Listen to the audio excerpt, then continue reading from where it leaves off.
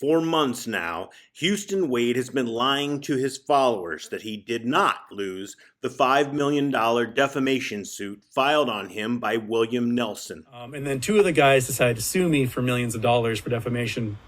Both cases have since been dismissed. Everything. I have not lost a $5 million lawsuit, and the case is automatically dismissed as a result, because in Washington State, if you don't file any paperwork, case gets dismissed.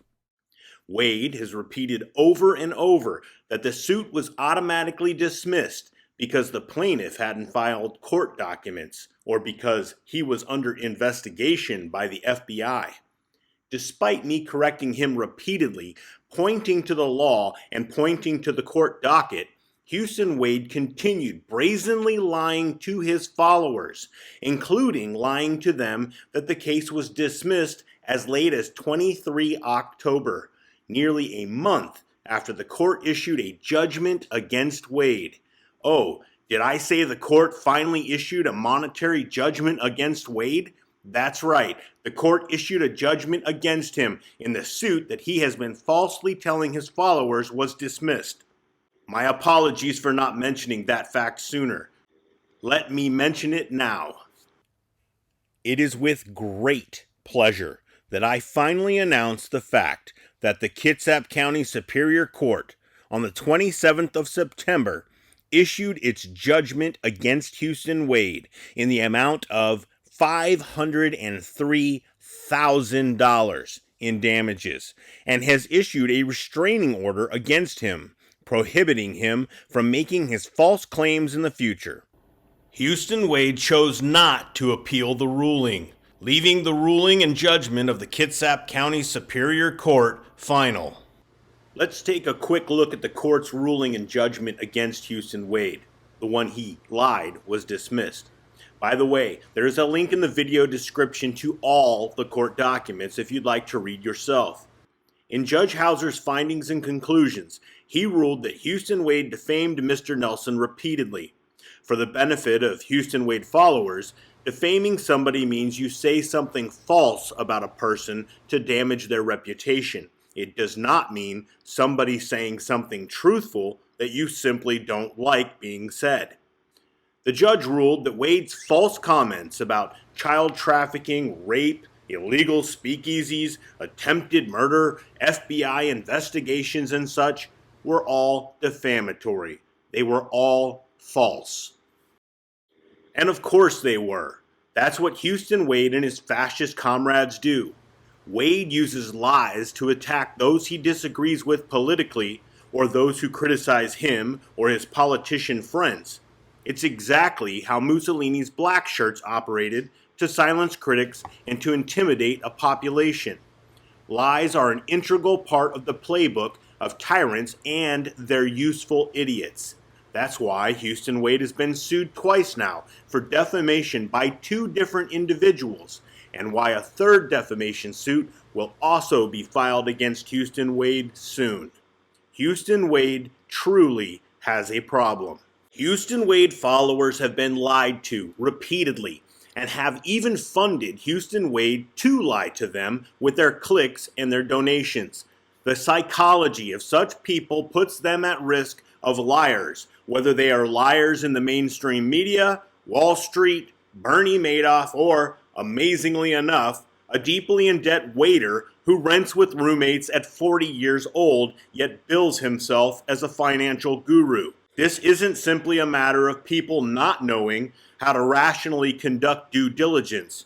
At the heart of it, it's a matter of frauds like Wade manipulating people who are suffering and who will believe anything so long as they feel somebody is listening to them. Further, Wade instructs his followers to block those who share truthful information about him to keep them from wising up. All cults tell members to not associate with outsiders in order to maintain a grip on them. Once that grip is established, cult leaders can better victimize their members. When it comes to Houston Wade, this desire to manipulate his followers for personal gain was made obvious with his treasure hunt scam. Oh, if my stalker had found this treasure, I'd have been so pissed. I'm so glad he didn't. He He apparently made a whole Reddit about how there is no treasure and no one will ever find it, and I'm just a big fat liar. About 20 minutes before somebody found my treasure. Unfortunately, it starts with getting us to like them. And so once you like someone, it's much more difficult to spot these things because you're already subjective. But how do people get you to like them? Well, we like people who are similar to us, and we like people who like the things we like. People who are trying to sell us something, be they con artists or just softer salespeople, they know this, and so they latch on to characteristics about us that are pretty apparent. It never feels like they're taking advantage of you. They are never taking anything from you. You give it to them willingly. So actually the term confidence artist came out of a man in the 1800s in New York City who would walk around on the streets of Manhattan dressed as a very dapper gentleman, and he'd approach other likewise dapper gentlemen and say, have you the confidence in me to lend me your watch until tomorrow? I mean, what a strange request, right? And so much is it's such a loaded question. You know, what kind of a person are you? What kind of a world and society do we live in? Are you abiding by the gentleman's code of conduct? You know, are you going to trust me? Are you going to give me your confidence? You give them your confidence. They don't take it. You give them money. They never take it from you. I mean, think about someone like Bernie Madoff. One of the hallmarks of the confidence artist is something called Machiavellianism. It has to do with manipulating people for your own ends, getting them to do what you want them to do, but without their knowledge, so that they don't realize they're being manipulated, so that they think that everything they're doing is of their own volition. People hate feeling manipulated. The moment you think you're being manipulated, you drop out. You say, hey, no one tells me what to do. Who are you to manipulate me? And so the con doesn't work. So the trick is, how do I, give you the germ of the idea so that you think it's your idea?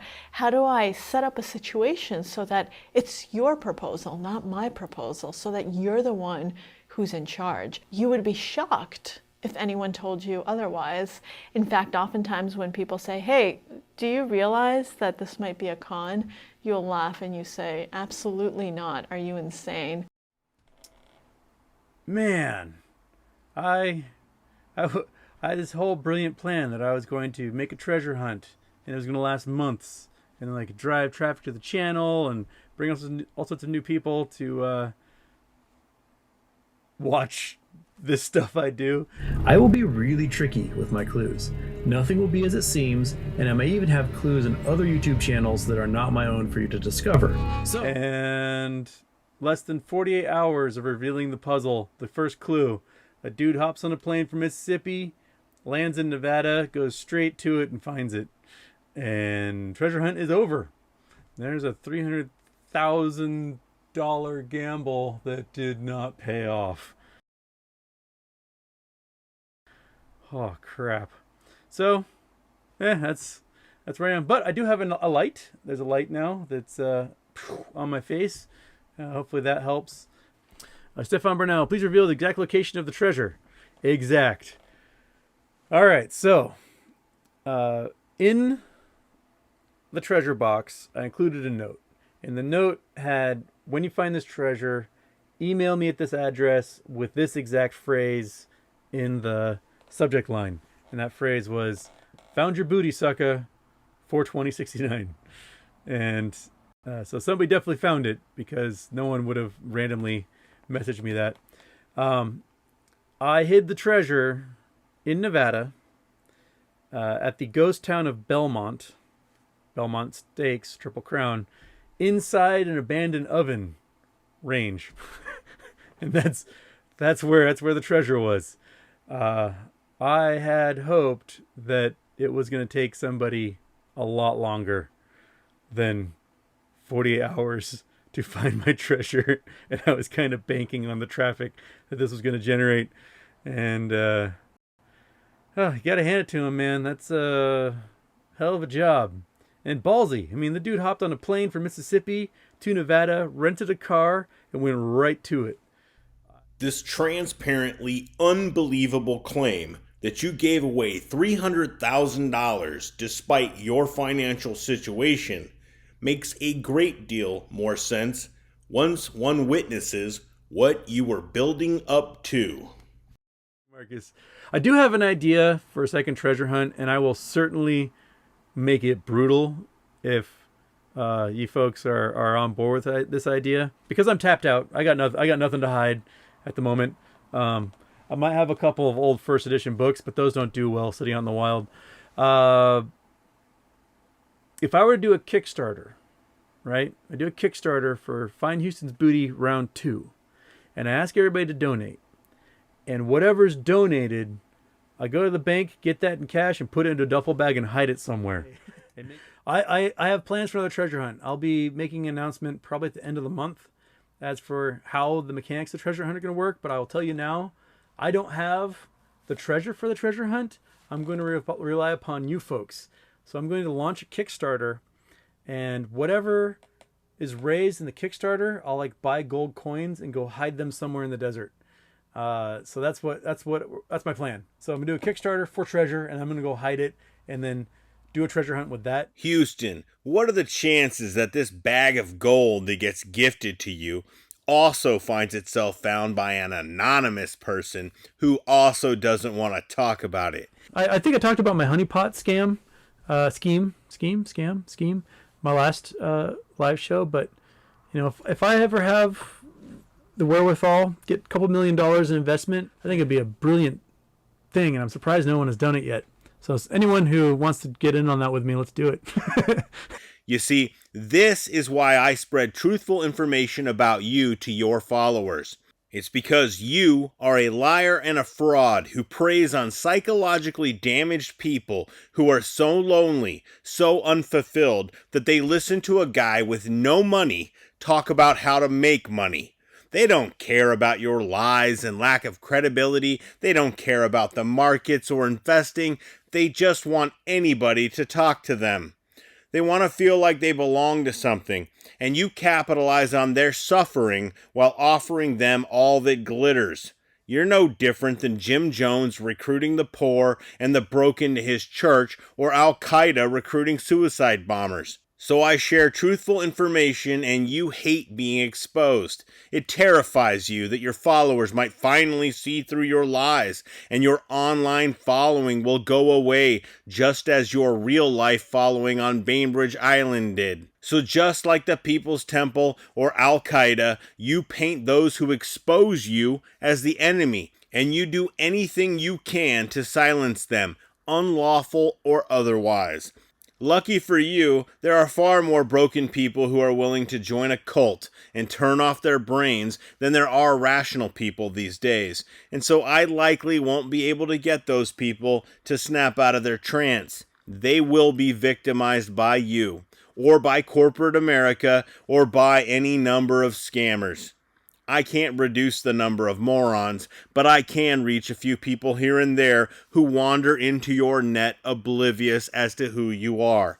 So my journalism, which you call stalking, is done for their benefit, and I'm going to continue doing so for as long as I can, without any payment or recognition. I don't need it. I do it out of a sense of duty to defend this nation that you and your fascist comrades are absolutely ruining with your lack of character as you feed on a broken and hurting people. Like the Wizard of Lies himself, Bernie Madoff, Houston Wade shares the classic characteristics of a fraud. He relies on his personality to disarm his potential victims. He harbors an intense insecurity from feelings of failure. And most importantly, he is completely devoid of moral restraint. He lies so effortlessly and so passionately that his potential victims, who give him an audience, may easily find themselves making poor decisions that escalate from clicks and super chat donations to even worse decisions. Houston Wade, the waiter of lies, is still pushing his treasure hunt scheme, advertising for it as late as 5 November on his livecast. Now let's take a deeper look at Houston Wade's many lies to his followers. Moose. Okay. Ugh. Rick Reinierson blocked me on Twitter today. His parody account, Dick Battles, is my new friend. Yeah, I'm not even sure who the parody account who made that parody account, but someone that he really pissed off. Wade claims to not know who is behind the quote-unquote parody account, despite following that account, until a recent disagreement over Wade's support of vaccine mandates, and despite Wade pointing people to that account on the regular. That account, operated by a female Antifa member who lives near, but not on, Bainbridge Island, spreads defamation that even Houston Wade refuses to outright assert. I have a feeling that account, and Houston Wade's participation with it, will be examined before long in a court of law. For those who don't know, Rick Reinerson's my stalker. He's a neo-Nazi and a terrible human being. Despite Houston Wade having the ability to share his screen and show documents during his podcast, strangely, he never shares any shred of evidence for his frequent defamatory claim that I am a neo-Nazi. I am not a neo-Nazi, nor have I ever been one, and Wade presents no evidence for that false claim. Given burden of proof and Hitchens' razor, I should not have to prove that I am not a Nazi or white supremacist, but I will do so later in the video. And a serial stalker who stalks a lot of people in the past. But right now he's really focused on me because you guys. I have, 16,000 subscribers or something now? And that really makes him angry because he only has like 5. And he's been spamming every post on Twitter or GME about me as much as he possibly can. And it's bonkers. But he's not having a good year. One of the people that he framed for a crime. So there's this guy, Brandon Bryant, who's a military veteran who kind of called Rick out on his BS claims about his herohood in the Air Force. And I have to say that I admire Rick Reinerson for that, because so Rick made a documentary about him and took it on a tour of all these like militia and white supremacist groups. So Brandon Bryant got all these death threats for a bunch of weird neo-Nazis and crap. I did make a documentary about Brandon Bryant, his appearances across media, and in a documentary on Netflix, and people can view my documentary for themselves. But Houston Wade's claim that I took my documentary on a tour is false, as is his claim that I associate with neo-Nazis or white supremacists. Houston Wade, the court-ruled defamer and liar, is simply doing what he does best, defaming and lying. I am confident a court will spell this fact out more clearly before long. And when that didn't rattle Brandon Bryant enough, Rick then took a YouTube video Brandon had made and selectively edited it to make it look like Brandon was threatening the lives of the city council of Missoula, Montana. Houston Wade is correct when he admits the video in question was made by Brandon Bryant. That's an important admission by Houston Wade and a rare moment of honesty from the court-ruled defamer. Those who wish to view the unedited, full video that Brandon Bryant publicly live-streamed on his own YouTube channel, which the Missoula City Council members saw on Bryant's channel, can watch it for themselves and determine for themselves if Bryant was claiming he would hunt down, eliminate, and make council members submit and die, and whether or not those statements were a threat. And then Rick took that video, posted it on his own YouTube page. Yes, I did journalism on the many threats of violence from Brandon Bryant. That is correct. And then sent a link to the police in Missoula, Montana, and said, hey, this guy's threatening the city council members of Missoula, Montana. That's terroristic threats. You should arrest him. Houston Wade, the court-ruled defamer and liar, is lying when he says I contacted the police about Bryant and told them they should arrest him. I never contacted the police or anybody else in Montana and never told police or anybody else that they should arrest Bryant. That's why Houston Wade, as always, fails to provide any evidence for his false claims. So the police officers in Montana did arrest Brandon Bryant, and he spent a year in jail. Houston Wade continues to repeat the false claim that Bryant spent a year in jail, despite being corrected on his transparently false claim repeatedly. Bryant spent a month in jail, as Bryant's mother details on her GoFundMe page, where she documents that Bryant was arrested on 11 February 2020 and was released on 13 March 2020. It doesn't take being a part-time community college math teacher to art students to do the math and realize that does not equate to 1 year. And he got to trial, and his lawyer was like, hey, jury, this video is edited. Here's the real video. Actually, it was the prosecutor who introduced the video into evidence over the objection of Bryant's lawyers, but the judge allowed the video to be seen. Bryant's lawyers did not want the jury to see the video. Here's the one posted on a website that is not Brandon's website, and the jury's like, oh yeah, he did not threaten all these people. Acquitted. So this poor man spent a year in jail because my stalker and his stalker framed him for a felony. For those interested in the truth, rather than Houston Wade's lies, I recommend watching Bryant's court testimony at the trial, which can be freely found on YouTube. Rick is a piece of human garbage is what he is. And I was really hoping COVID would take care of him. But in order to get COVID, you have to have friends. And no one's willing to spend any time with the dude to give him COVID. Classy as usual, Houston Wade wishes for my death, as his Antifa collective likes to do. But fortunately for me and my wife of nearly 2 decades, Houston's wish for COVID to kill those who criticize him has not been granted by the universe. So, yeah, his one of his stalking victims was not sentenced for felony terroristic threats. And one of his other stalking victims is running a very successful campaign to become a city council member here in my hometown of Bainbridge. For those who don't know, Houston Wade's close politician friend, Clarence Moriwaki, dragged me into court and made the claim that me sharing truthful information about him online was me stalking him. I beat Moriwaki in court. Badly. And then I have YouTube followers, which is something he's been trying for decades, and no one can stomach him. So Houston Wade is correct that I don't have many YouTube followers. I think perhaps the reason for this, outside of the fact that I have never tried to get followers or to make money off of YouTube, might be because I lack Houston Wade's mathematical background as a part-time community college math teacher to art students. After all, the number of followers and making that number grow is a numbers game. Let's perhaps do a mental exercise.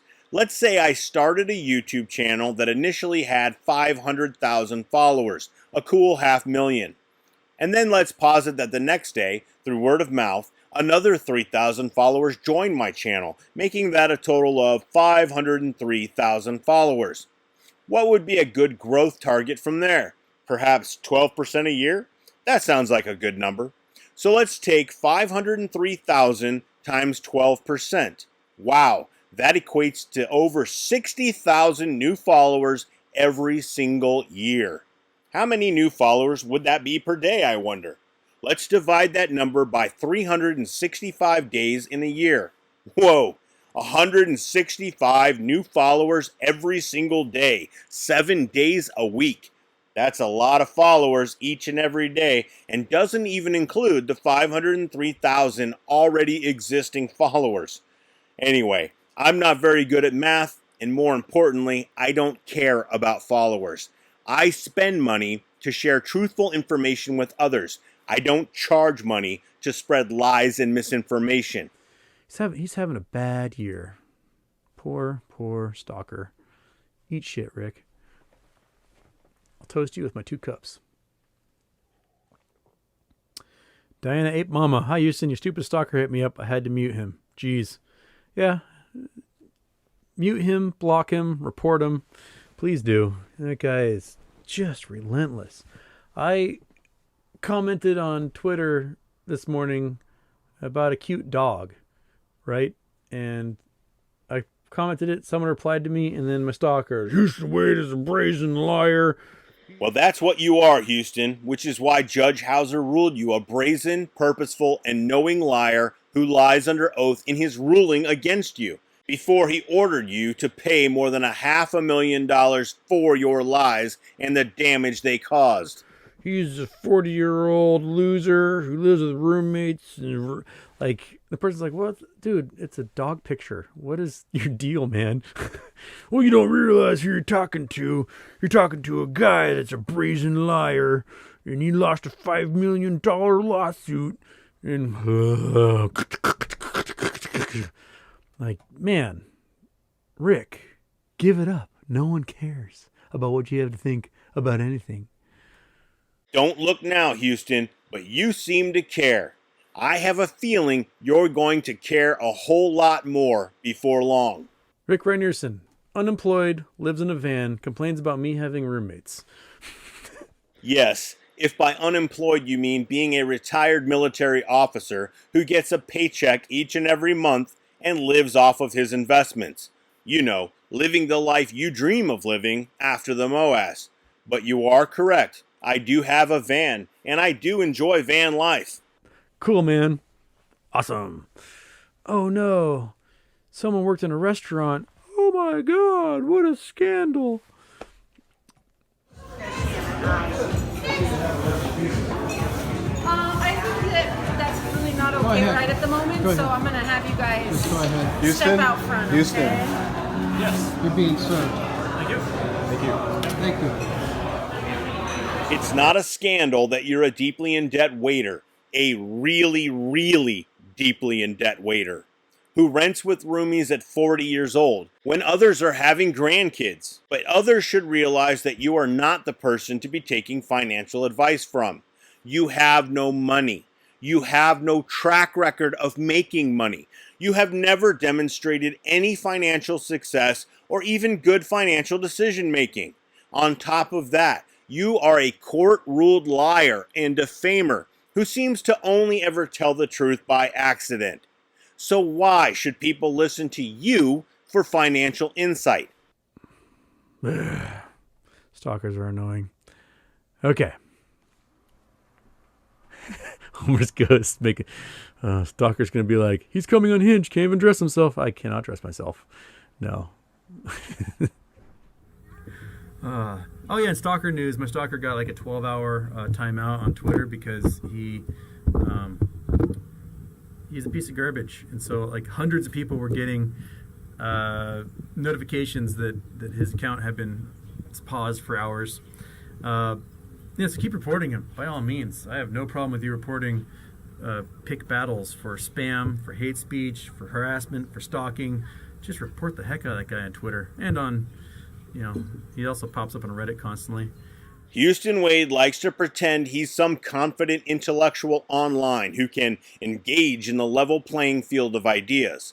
But the reality is, he needs to shelter his followers from the truth, lest even the dumbest of them have a light bulb turn on. So he asks his followers to lie to social media companies for him by falsely claiming that I've committed some offense like hate speech to get me silenced. It's ironic, given that Houston Wade's new Twitter account is against Twitter's own rules, as his original Twitter account was permanently suspended for hateful conduct. But by all means, army of thousands of followers, take care of that guy for me. Get him blocked. All right. Heather Lee says, your stalker blocked me. Good. That means you're doing it right. Myers, your stalker might be following you to Hawaii. I don't think he's vaccinated, so it's going to be really hard for him. Can't wait for my stalker to write that one. Houston Wade was sued because one of his followers got syphilis. All right. Do we have questions, though, other than just complaining about my terrible internet?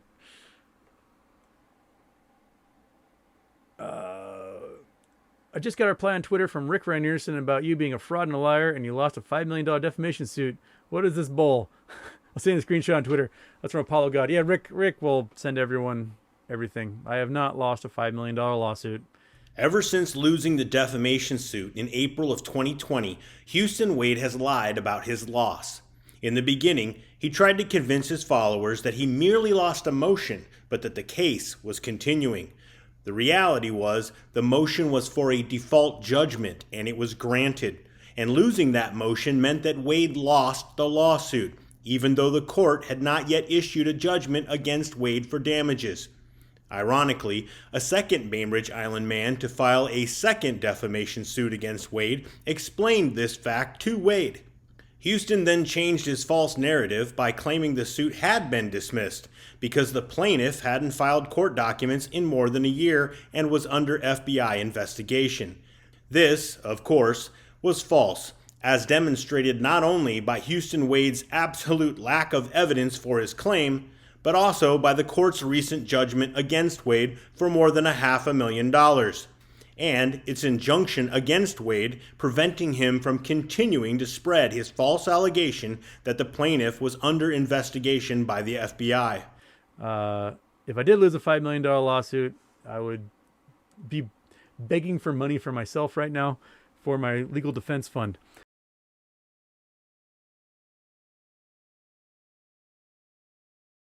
I have no doubt you will be begging for money as you always do, but it will not be for a legal defense fund.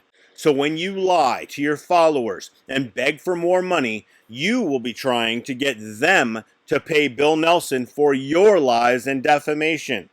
Given that your followers are not very bright, you might be able to milk some money out of them as you've done so far. No.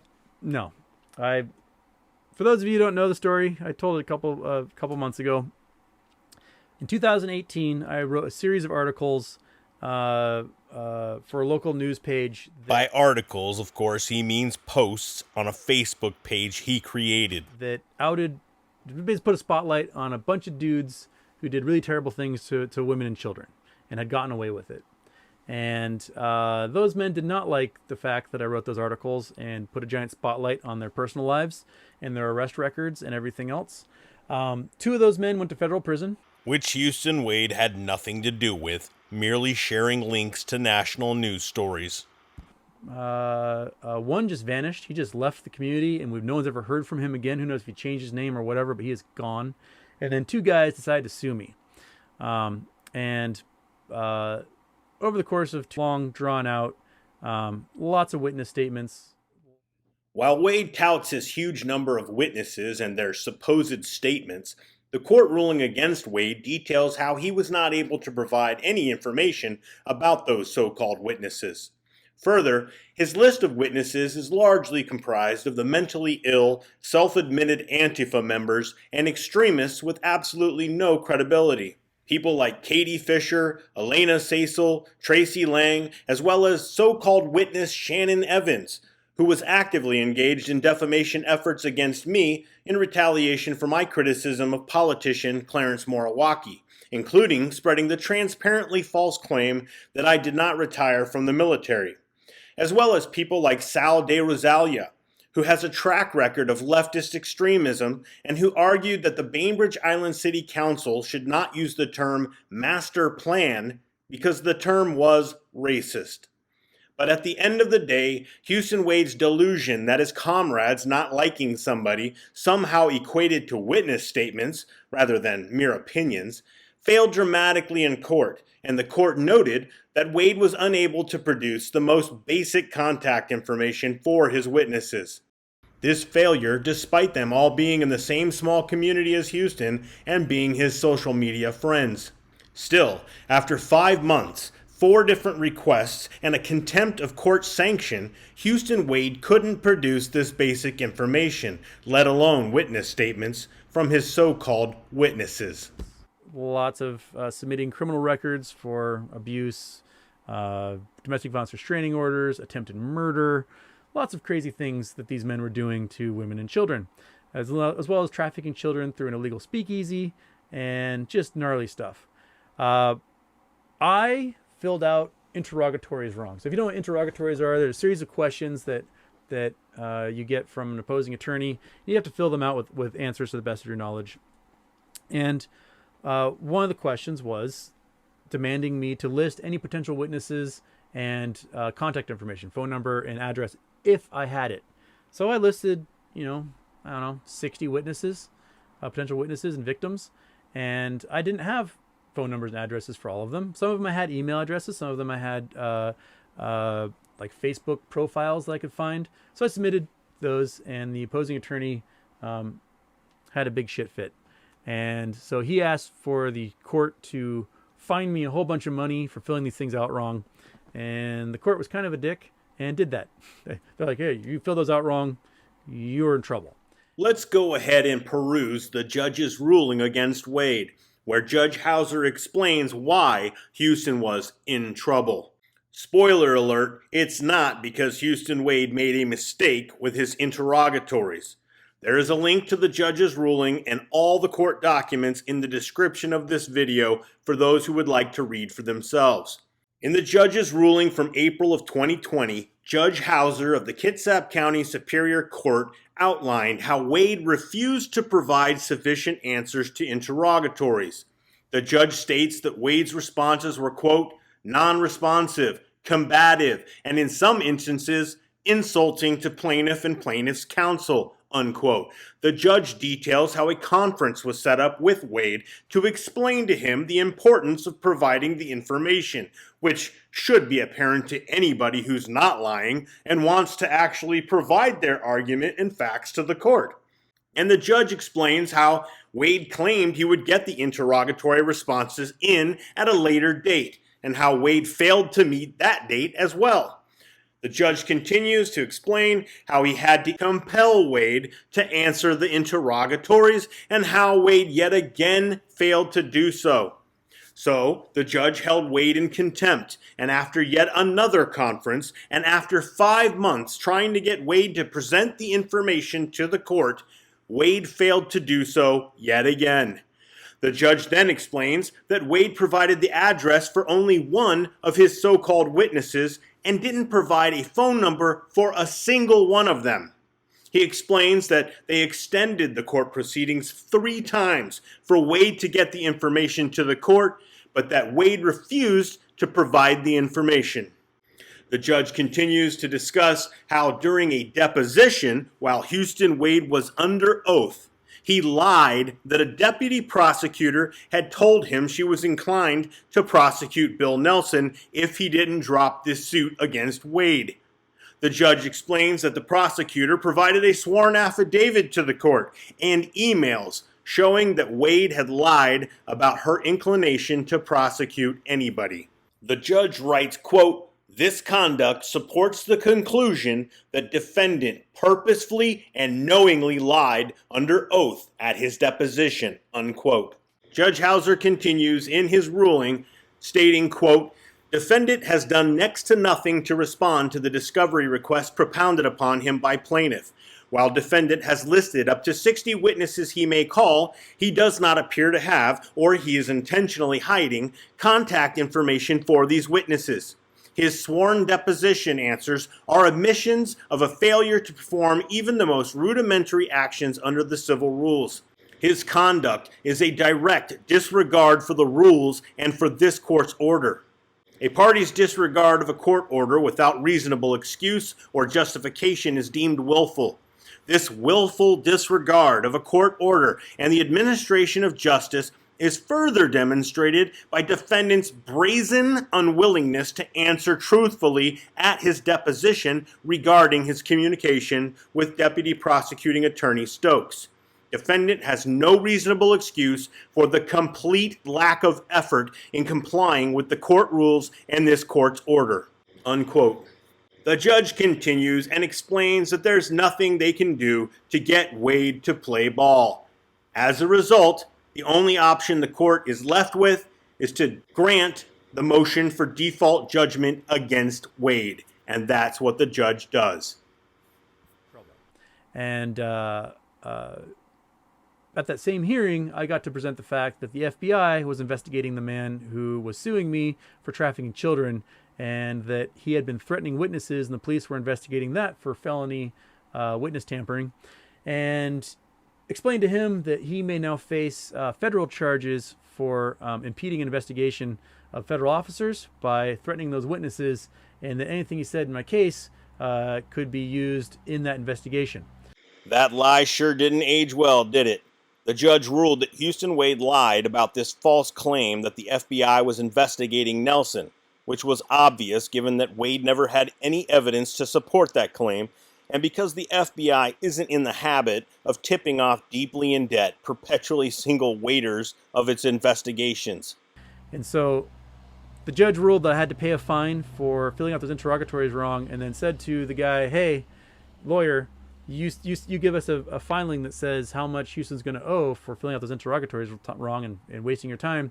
You have 1 year to do it. The judge never said Nelson's attorney had 1 year to submit a document, and cases don't get automatically dismissed after a year. I tried to explain the law Wade was misrepresenting to him, but of course he didn't listen. I'm sure he'll listen now that the judge assessed damages and ordered Wade to pay Nelson more than $500,000. And we are now, how far are we? 18 months since they're supposed to submit that document. And after a year of not filing anything, court cases get automatically dismissed. You might want to actually read the law for your next defamation suit defense. Why? Because they know that they weren't going to win this case, and they didn't want to have anything submitted in this case also be used in the federal investigation against him for trafficking kids through an illegal speakeasy. Yeah, that aged well. So that's where we are. And how Rick got involved was Rick gave his lawyer to the guy to sue me. How does one give their lawyer to another person exactly? While Houston Wade's court filings are strangely filled with my name and his conspiracy theories, the reality is I don't know Bill Nelson, and I have never spoken with him in person or online. Because the guy's first lawyer was so trash that I absolutely spanked him in our first injunction hearing, and I am not a lawyer. So he gave this child molester his lawyer because that's the kind of guy he is.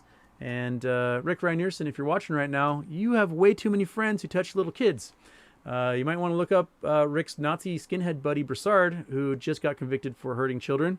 And Rick is all buddies with those skinheads. The only way I'm aware of Broussard is because Wade's comrade, anonymous account, posted this same odd claim. Apparently, the guy in the left of the picture is Broussard. I've never met him and have never communicated to him and know nothing about him. But the Latino man in the right of the picture, Lorenzo Ortega, is a Bainbridge Islander and journalist who I have passed comments to on Facebook a few times.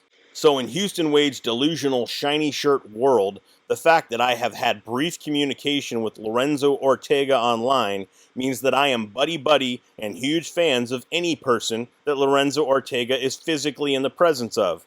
I have no idea if Broussard is a sex offender or a Nazi, as Wade claims, and given that Houston Wade is a court-ruled liar and defamer, and given that Wade wants us to believe a white supremacist is in the habit of taking selfies with Latino men, I'm going to go out on a limb and guess that Wade is lying about that as well. Rick Reinierson is a neo-Nazi, a white supremacist, and a human piece of garbage. It has been a long time since American History X came out, so I figured I'd make a little slideshow so that people can see the inner workings of the neo-Nazi and white supremacist world, as imagined by the delusional Houston Wade. But first, let's make this crazy assumption that weddings provide an opportunity to see how people relate and value other people. If you're a Houston Wade follower, that might be too complicated a concept, in which case just think of this as American History X Part 2. But first, let's depart Houston Wade's fantasy land, where he dreams up me wanting an ethno-state, wanting to kill non-white people, and desiring a race war, and instead step over into a little place called reality. This is my good buddy Chris and me at Mardi Gras. And here is me years later as the best man in Chris's wedding. And here is me and my wife skydiving the day before our wedding, where Chris returned the favor as a groomsman. And here is my best friend from my first operational assignment in the Air Force, Kevin, sitting behind a gay Arab Muslim and a Harvard Law graduate, but no Nazi white supremacist wedding would be complete without somebody matching that description. I love this picture of Chris dancing with his wife at my wedding. Here's my best friend from college dancing with his Latino wife. And here is a beautiful black high-powered lawyer dancing with one of my groomsmen. Little known fact, race mixing is highly encouraged, in the inner circles of today's neo-Nazi and white supremacist movement. Well, if you happen to be a very deeply in debt delusional waiter at least. And of course, as a lifelong Unitarian Universalist, we were married by a female Wiccan lady because, I don't know, alt-right or something like that. Now, if I was able to convince you of the crazy notion that who people invite to their weddings is instructive of how they value people, perhaps I might also convince you the same can be said about how they spend their money and how they vote. For example, could you imagine Governor George Wallace of Alabama voting for a black man for president? I can't imagine that either. But today, it's a well-known fact that white supremacists all voted for President Obama, as I did. Saw him on the campaign trail in San Marcos while literally wearing the t-shirt, as I did. Gave Obama a max campaign contribution, as I did, and flew to D.C. to attend his inauguration, as I did. Well, it's a well-known fact if you're a liar and a defamer like Houston Wade anyway, who throws around the most damaging claims against others, child molester, wife beater, rapist, Nazi, white supremacist, etc., without a single shred of evidence and in the face of overwhelming evidence that makes his claims look delusional to those who care to do some due diligence. So if he wants to sue me for saying that, whatever, man. That's a really interesting idea, Houston. Thank you. Let me ponder that and get back to you. He's a mountainous pile of dog shit, and he definitely wouldn't donate to a charity to help kids like you guys are. He donates his time and money to help men who hurt children, and that's what he does. So anything you get from Rick Ryan-Nierson, my stalker, is should be taken with a grain of salt, because you'll notice that when he sends that information to everybody, he never includes the witness statements, the criminal records of these men, how, like they hogtied their stepkid and broke all their bones, broke their fingers, and they lost a spleen. They don't include that stuff. They don't include like trying to kill their wife in front of their children, or admitting to cocaine addictions and DUIs and hit and runs and who knows what else. It's very telling that Houston Wade includes the phrase, "who knows what else," in his list of documents that he alleges I did not include. But the reality is, the court documents I shared were all the court documents taken from the Washington State Court Archives. So perhaps the question should be, why didn't you include all those alleged documents, and who knows what else, in your filings to the court, Houston? And why have you never used your screen sharing to show those documents to back up your false claims to your followers? Perhaps you only do that to show silly Google Earth nonsense? Anyway, I've updated those court documents to include the latest court filings and the recent judgment against you for more than $500,000. You're welcome, Houston. Yeah, I can go on a rant about these assholes all day long, but I'm not going to put up with their shit. And they can try whatever campaign they want to make me look like the bad guy, but they're the ones who hurt kids, and I don't play with that. So that's why we're donating to help kids today, because the Rick Ryan-Niersons of the world and their friends can just suck a fat one. And please donate. And you guys did such a great job. We're at $1,200, and we're $1,000 above what I was hoping to raise doing the show. So I'm sure Rick Ryan-Nierson has some sort of burner account that he's got in here right now, and he's just so mad that I talk about what a white supremacist neo-Nazi he is. And whatever. Nick Callis, do you know Betty B.I.U.? Person makes cringy videos mentioning you. Really bizarre. Yeah, that's my stalker, Rick Ryan-Nierson. He pretended he was this person named Betty. How does one pretend to be an animated character? At any rate, Houston Wade is referring to a group of neighbors who speak out against Houston's fascist, identity-challenged Antifa comrades on Bainbridge Island. Due to the censorship and mob tactics that control information on Bainbridge Island, those neighbors use a pseudonym they call Betty Boo. It's reasonable to think I might be associated with that group, but Houston Wade has no evidence. While it is reasonable to think that I may be associated with that group of neighbors, I will not confirm or deny any involvement, as I recognize that group's anonymity has real value on Bainbridge Island, where you and your fascist group take extreme measures to punish people who share reasonable opinions or who expose your group's lies. Your group regularly files blatantly false police reports, pushes false narratives of dissenters being violent threats, and engages the corrupt local machinery of government to strip neighbors of their rights. Anonymous speech is vital when fascism exerts as much real power far beyond the internet as it does on Bainbridge Island. So I will not degrade your neighbors' efforts to speak out against such a dangerous threat to their liberty by confirming or denying any involvement I may have with that group. And uses that to stalk me and make harassing videos. He created a Facebook page that was like Bainbridge Island Uncensored because I had censored him for kicking him off various community Facebook groups. There are 2 BIU groups on Facebook, one I created and one that I did not. That doesn't, however, establish that I am involved in the Betty Boo group. As usual, Houston Wade comes up lacking with the evidence department, but credit where credit is due, at least he tried in this case. But as Houston well knows, there are a great many of his neighbors who cannot stand him and realize that he is a cancer to the Bainbridge Island community. And he said he had nothing to do with it, but if you went to the page, it read creator Rick Reinerson, administrator Rick Reinerson, and his wife Highland Hunt. Spoiler alert, I never claimed not to be associated with one of the 2 BIU groups, and it would have been strange to do so since, as Houston points out, it shows who created the group. So that's Rick thinking he's being really clever, but we all know he's the dumbest, most obsessed weirdo in the entire world. So yeah, that's Rick Reinerson. Stalking, doing a stalker thing.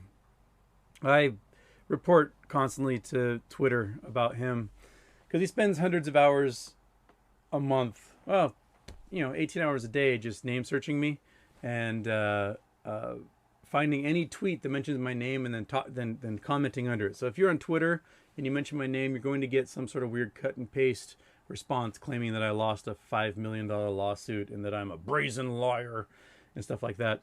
I report it to Twitter for harassment, and we don't see any harassment here. And so I am constantly in a fight with Twitter saying, hey, he's responding to my tweets and I haven't blocked, and that's not harassment. And they don't seem to care. Perhaps they don't care because me communicating with other people about you is not harassing or stalking you. I realize that you and Benito Mussolini disagree with our definition, which differs from your idea that any speech you don't like should be silenced. So that's the world we live in, where stalkers can stalk and no one will do anything about it. All right.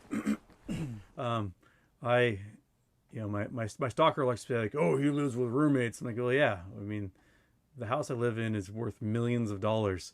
I have to have roommates to help me pay for this place. So that's, how life works. I only bring up that you rent with roommates at 40 years old to point out that you are not a credible source when it comes to finance or the markets. That's common sense. But you have managed to cobble together some of the dumbest people on the internet who can't figure that out. Armando Antunes says, yo, Houston, what's up with your stalker spamming people on Twitter? That's what he does. He had a bad week a couple weeks ago. One of his previous stalking victims, he had framed for a crime by selectively editing a video to make it look like his victim was threatening people. If people are interested in Brandon Bryant's threats to kill multiple people, I encourage you to watch this video and decide for yourself. I definitely know that if I ever saw him and I had a knife in my hand, I would stick him in the gut and watch him bleed out and prevent anyone from helping. I'm not going to even pretend to be anything other than a whirlwind. I'm a dervish. And I will kill people. And they all deserve to fucking die. All of them. All of them. And I would be justified in it. According to all the old laws and all the ancient laws, I would be fucking justified in going on a bloody fucking killing spree. And got arrested and spent a year in jail. As previously mentioned, Bryant did not spend a year in jail. And just recently, the jury acquitted my stalker's victim of that crime, saying, yeah, the video was edited, you were free to go. While the jury did find him not guilty, they did not make any such statement. That same week, my stalker's mother died, and instead of, honoring his mother's death, it's basically like, we're going to cremate her, no services, fuck her. Houston Wade wasted no time using the passing of my mother to piss me off. He and his comrades began making jokes. Wade lied that my mother died of COVID, lied that I hated her, and spins this false narrative that I had anything to do with carrying out my mother's wishes. Her wishes were honored, and it was my father who carried that out. But Houston Wade can be assured that attacking my mother after her passing, along with his comrades, has endeared him even further to me. Instead, he spent the entire week spamming anybody who mentions my name on Twitter or on Reddit or anywhere else that he's allowed to still participate. It's what he does. He's a stalker. That's what they do. Serial stalkers are not healthy mentally, and his goal is to get somebody on Twitter to hate me so much that they kill me for him. That's his entire goal. It's called stochastic terrorism. He wants someone to be so mad at me that they hunt me down and do his dirty work for him. So he can be like, hey, I didn't do it. It was some other crazy person. The delusional Houston Wade, ever the projectionist, makes the false claim that I want him killed. He has no evidence for this false claim, but that doesn't keep him from making it to play the victim. While he claims more people on Bainbridge Island want him killed than any other person, he makes this claim about me despite wishing for my death from COVID, hoping I get botulism, making a disturbed invitation to fight me, advocating violence against those he disagrees with politically, and being close friends with his comrades Clarence Moriwaki and Ali Perry, who have publicly liked to call for my death. And let's not forget his good felon friend leaving threatening messages on my cell phone and on my parents' answering machine as documented in this video. And let's not leave out one of his anonymous comrades linked to him, hoping that my wife and I get tortured and then murdered. Also, let's not forget the many death threats from accounts linked to Houston Wade and his comrades, Ali Perry and felon Tress Cozine, documented in this video. Still, ever the projectionist and self-conjured victim, despite his complete lack of receipts, Houston Wade falsely claims that I want somebody to kill him. Houston Wade doesn't need evidence because he simply makes it up as he goes. And that's what he does. I have no power over this. Twitter won't do anything about it. YouTube doesn't do anything about it. That's the nature of being stalked. And I hope no one ever has to go through it and deal with an insane person following you around everywhere and trying to defame you to any person who's ever contacted you or mentioned you or happened to cross you. Trying to defame you, you say? Now that is meta. A court-ruled defamer falsely claiming somebody else defamed him. I couldn't help but notice you were a little light on the sauce there, Houston. So far, the only claim of something false I've said about you has been my claim that you lost a defamation lawsuit. And we all know how that claim turned out, don't we? It's very stressful and frustrating. Rick Ryanierson, my stalker, you suck. You suck so much. That's my stalker talk for the day. Just block him. Everyone who follows me on Twitter or Reddit or whatever, just block the dude. His Twitter is @pickbattles. He's got a whole bunch of sock puppet accounts he uses also, and if you happen across those, just block him. Usually has conversations with himself in his stalker accounts under his own tweets, so you can pretty much just block anybody who follows him or converses with him, and your life is better.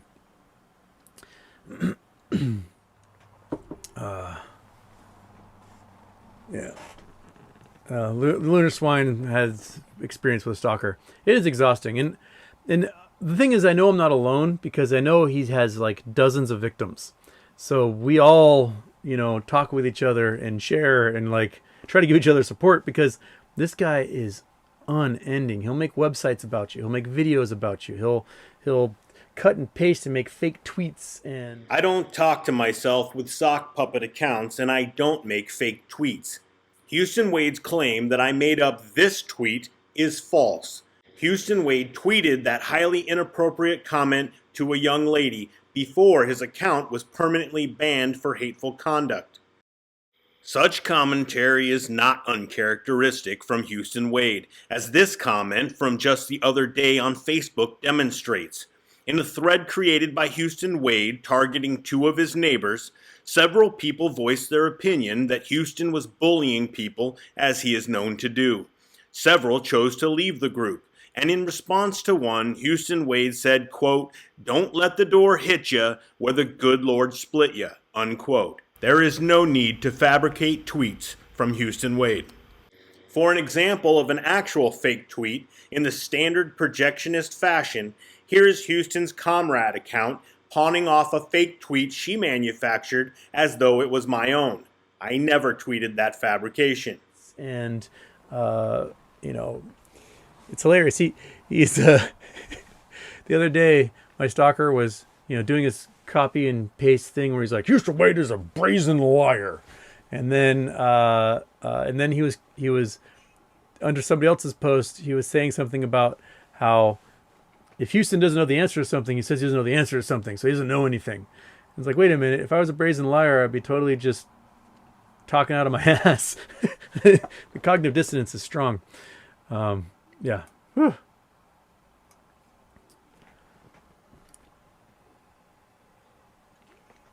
But it works on a couple of people. I mean, there's a few folks out there who hate my guts, and I'm sure there's a few hedge fund accounts that will amplify my stalker simply because it gives them the ability to do so. In Houston Wade's delusional world, the hedge funds and powerful financial organizations tremble at the threat posed to them by a deeply in debt waiter on Bainbridge Island and his collection of shiny shirts. But we also have to remember that my stalker's wife is a lawyer who has represented the dark pools.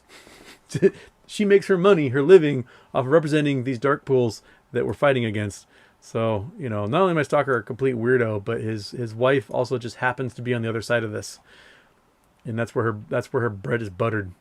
My wife has represented many people and organizations. She once represented a bank robber. So Houston Wade would claim that my wife supports bank robbery. Little known fact, lawyers often represent clients who somebody else does not like. That's kind of part of the deal. But my wife is not as Wade caricatures her, and her bread is buttered by the ACLU, Starbucks, various Native American tribes, and many other organizations who hire her to represent them in various legal matters. Oh, Jimmy the Frank. $2 just trying to put up with Rick. Oh, thank you. It's, oh man, 4 years of that guy. If you don't ever get stalked, if you have the choice in the matter, that's what I have to say. Okay. Was someone had like painted a picture of me as Superman holding the throat of my stalker as Batman. I was like, whoa, this is so weird. Stalking is such a weird thing that certain people do, and it's just unnerving and relentless and time consuming and exhausting and emotionally just draining. So Houston, perhaps you could form a support group with some of your neighbors targeted by your defamatory Bainbridge Island bad list. Something that is, of course, not stalking when you do it, even as you spread knowingly false information to damage the community reputation of neighbors you don't agree with politically. Speaking of stalking, isn't it interesting that your bad list claims to expose stalkers in the community and yet never listed me, even though I was living on the island and fighting your politician friend in court? How fascinating. Anyway, you should cheer up and take heart. At least the so-called stalking you complain of is merely people sharing truthful information about your lies and lack of character, rather than the vicious defamation you wield against others. I hope everyone get the help they need for those things. And I hope the perpetrators of stalking get the help they need, because they're mentally bonkers, especially serial stalkers. You know, it's not all people who stalk are mentally ill, but all people who serial stalk are mentally ill. And I hope they get the treatment they need, Mr. Rainierson. Good on you for sharing your medical expertise with your followers, Houston. If I could make a suggestion, could you next talk about the psychological condition known as mythomania? Thanks, sport. Okay. David Morgan says he's got a stalker as well. Yeah, so thank you for donating, David. I feel for you. It's a frigging exhausting nightmare to have to deal with these weirdos, these obsessive weirdos. So we're up to $469 raised for the stalking resource. Whoa, Anonymous donated $100. Thank you, man. That's fantastic. Whoever did that, thank you so much. We're up to $544 on that. This is fantastic. This is, again, like, I am just getting the warm and fuzzies from all of you. This is so cool. Princess asks, victims of stalking, what's this about? Well, Princess, I am a victim of a stalker. Dude's been stalking me for 4 years, and he's a serial stalker. He moves from like one victim to the next. 4 years ago, I banned him from a community Facebook group for stalking and harassing a very treasured member of our community who got the Japanese internment memorial built on our island, because Bainbridge Island was the first place the Japanese were taken from their homes and sent off to these internment camps out in the desert at the beginning of World War II. And you know, they deserved a memorial. They lost their homes and farms and livelihoods as a result of that executive action, and a memorial was an appropriate national monument to be built. And the man who stalks me stalked the founder of that monument. Clarence Moriwaki is a vile politician on Bainbridge Island. All right. And did you indicated earlier that you were going to have Mr. Moriwaki testify? I just had Mr. Moriwaki here as a friend, emotional support, to sit with me. I never had that intention to call him as a witness. I wasn't sure if Mr. DeWars was going to. Okay, I guess I misunderstood that you were earlier in the hearing. Is Mr. Moriwaki still here? Yes, he's still in the hallway. Yes, Your Honor. All right, well then he can come in. I did not understand that he was not a witness. You're not planning on calling Mr. Moriwaki? No, Your Honor. Okay, so he can come back in. Who disgraces the Bainbridge Island Japanese American Exclusion Memorial and uses it as a political prop. Clarence Moriwaki did not speak out against the NDAA of 2012, which legalized the indefinite detention of American citizens in America without charge or trial, just as FDR did to Japanese Americans in the 1940s. Not only did Moriwaki not speak out against the law, he worked for one of the congressmen who voted for that law, and then desecrated the memorial by inviting that same politician who voted for indefinite detention without charge or trial to give a speech there, despite the memorial's motto being, "Let it not happen again." Moriwaki did not like me pointing out his hypocrisy, so he hauled me into court for stalking, where I beat him badly. Clarence Moriwaki is now enshrined in the Westlaw database for his embarrassing court loss, and the full story is detailed at stopclarencemoriwaki.com. Very important for us. Now, I certainly don't condone racism, but whatever the reason, even legitimate reasons for not liking our neighbors, it's very important, it's vital that we never allow our prejudices or our biases to strip our neighbors of their rights. It's vital. And the stalker guy fell in love with a friend of mine who founded the Japanese internment memorial where I live. So I live on Bainbridge Island, Washington, which is where the Japanese were first rounded up and interned after the bombing of Pearl Harbor, and like shipped off to the desert. And so this man is a Japanese ancestry, and his parents and everyone, they were interned in these camps. Wade's claim that Moriwaki's parents were interned by the awful actions of President Roosevelt is incorrect, as Moriwaki himself explains. Yeah, well, I grew up in central Washington, a town called Moses Lake. It's in the middle of the state. It's a lot more like North Dakota than it is western Washington. It's east of the Columbia River, and that's where the line of exclusion was for Washington State. If you were on the west side of the Columbia River, you went and were forced to move away. If you're on the east side, you were not. My father was in Moses Lake at that time, so he was east of the river, and he was not forcibly removed. And so he got a memorial built at the point where the pier was, where the boat picked him up and took him away. And it's a national monument now. And my stalker was like, oh, yeah, no American should be arrested without, due process. This guy's my hero. So in 2013, he writes this email. It's like, you're the best person in the world. I love you so much. Let's be best friends. While Wade provides his own inaccurate thespian characterization, it is correct that I sent a supportive email to Moriwaki in 2013, thanking him for his work with the memorial before I had any idea what a bad actor he was. Remember that year, 2013, as it'll be instructive in yet another false claim from Houston Wade here momentarily. And my friend was like, thanks for the message, whatever. Well, when this guy gets out of the Air Force 3 or 4 years later, he buys the condo right behind my friend and moves from Texas to that condo in order to become this guy's best friend. It is true that in 2016, when I retired from the military, I moved from my duty station in Florida, not Texas, to a condo on Bainbridge Island. But I bought that condo in 2011, before I'd even heard of the name Clarence Moriwaki, and before the 2013 email Houston Wade mentions. And when he discovers that my friend isn't like a weird libertarian, like he is, and worked for Jay Inslee back in the day as a chief of staff when Inslee was in the House.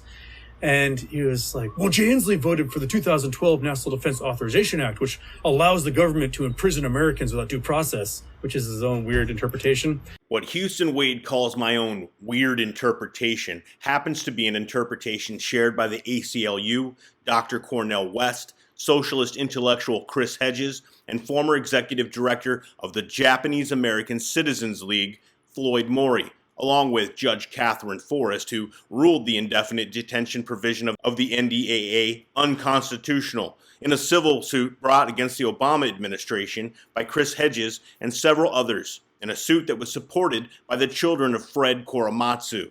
The indefinite detention provision of the NDAA was requested by President Obama to apply to American citizens, as floor debate shows, and there is no debate about indefinite detention powers.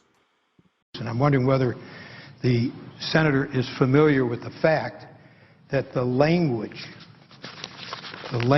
which precluded the application of Section 1031 to American citizens was in the bill that we originally approved in the Armed Services Committee, and the administration asked us to remove the language which says that U.S. citizens and lawful residents would not be subject to this section. You should have never signed it into law. Now, a lot of people have been making one last charge. Oh, it's Cenk Uygur and Glenn Greenwald and people like him that actually read bills, and I can't believe they read it. How outrageous, when we should just trust the goodwill of President Obama. But it must be just them, right? They're probably seeing it wrong. That's interesting, because the American Civil Liberties Union has a whole team of lawyers. They all looked at it, and here's their conclusion. Anthony Romero, executive director of the ACLU, says, President Obama's actions today is a blight on his legacy, because he will forever be known as the president who signed indefinite detention without charge or trial into law. So what's the next thing? Did the ACLU get it all wrong? And they want to be able to call the military into the streets and seize American citizens and hold them without due process. You know, Judge Forrest, in her 112-page opinion, when she issued a ruling, brought up the issue of the 110,000 Japanese Americans who were detained during World War II and stripped of due process. As this provision within the NDAA essentially opens the door for that. Let me say this. Martin Luther King Jr. today could be taken to jail without due process or judicial process under the National Defense Authorization Act. And This is the issue. The issue is that anybody who is on the soil of this great country should be allowed due process guaranteed by the Constitution. And we are now moving back to the dark ages where there are those that feel that we have the right today to eliminate that due process, to forego that due process, forego the Constitution. And so he's like, he wants my friend to recant. He's like, recant, denounce Janesley, because you now support interning Americans, which is the opposite of your memorial. My friend's like, what the fuck are you talking about? And so this dude starts making all sorts of weird web pages about him and like spamming message boards, about this, about my friend, that he's an un-American, he's evil, and he's for like imprisoning Americans. And I was managing a community Facebook page, a couple of community Facebook pages. And he started spamming about how, my friend is un-American and evil. And I was like, fuck this guy, delete, block. And I had banned him from this Facebook group, which resulted in him hounding me every day. Houston Wade mentions that he administered 2 Facebook groups. What he fails to mention is that he no longer is an admin of one of them, the Bainbridge Islanders Facebook group, after Wade began purging the group of conservative neighbors and then attempted to dox one anonymous account after banning that account from the group. Wade claimed that he had unmasked the so-called racist account as being a neighbor, Michael Callahan, based on comparing pictures and finding a pattern of leg moles. Like the witch trials and the Inquisition, Houston Wade literally tried to socially ostracize and punish a neighbor because of the presence of a mole. Mr. Callahan responded to Wade, and Wade actually went so far as to go to Mr. Callahan's home to inspect his computer devices during Houston's Inquisition. As usual, Houston Wade was wrong, and the threat of a lawsuit, along with many neighbors telling Houston he was an idiot who bullied people online, got Houston Wade booted as an admin of the Bainbridge Islanders group. However, Houston Wade still administers the poorly named Bainbridge Island Open Community Facebook group. I posted a polite thread in that group, sharing my view with my neighbors that Clarence Moriwaki was not fit to represent our memorial as he refused to support State Bill 5176, which was a local bill that would make it unlawful for Washington state law enforcement to cooperate with federal forces attempting to arrest and indefinitely detain our neighbors under the authority of the NDAA of 2012. Which was precisely the kind of cooperation that had occurred when Japanese Americans were rounded up in the 1940s. My post was well received by my neighbors, and the discussion was polite. It was precisely this fact which led Houston Wade to delete the thread and to boot me from the group. Ironically, Houston Wade just this week has targeted 2 more Bainbridge Island neighbors in that group, leading to continued claims that Houston Wade is bullying and targeting others, as he is known for. Of course, when Houston Wade criticizes or defames his neighbors, as is his habit, that is not stalking. It is only stalking when somebody truthfully criticizes Houston or his fascist allies. Me every day. So if you respond to any tweet I make on Twitter or on Reddit or Facebook, he will probably contact you and tell you that I'm a loser and a liar and live with my mom and whatever else he wants to put on there, and it's just a pain in the ass. So I'm asking everyone to donate to the Stalking Victims Resource Center. Donna Hoder, why is your stalker stalking you? My stalker's stalking me because he's absolutely batshit. He's a serial stalker. I'm just one of many people he stalked over the years. He finds somebody and he just can't let him get him out of his mind. It started a few years ago when I was managing a community Facebook page, and he kept posting over and over again stalking and harassment of somebody else, and I was like, this guy's a weirdo, delete, and I blocked him, and I became his next greatest love. That's why he stalks me. because I banned him from a community Facebook group that he saw as censorship, that I was censoring him from his constitutional right to make someone else's life a living hell. So that's why he stalks me. And he'd kind of lightened off, like backed off. But when my interview with Josh Hamilton of The Gist went viral back in April, he was like, I must stalk him more now. And that's where we are. That he posts about me thousands of times a day. It made a whole Reddit channel about me, subreddit about me, and you know, it is what it is. I mean, he's absolutely bonkers. He lives in a van in the woods, and I guess that's what you do if you live in a van in the woods. Joshua Surratt, thank you so much. Thank you for the super chat there.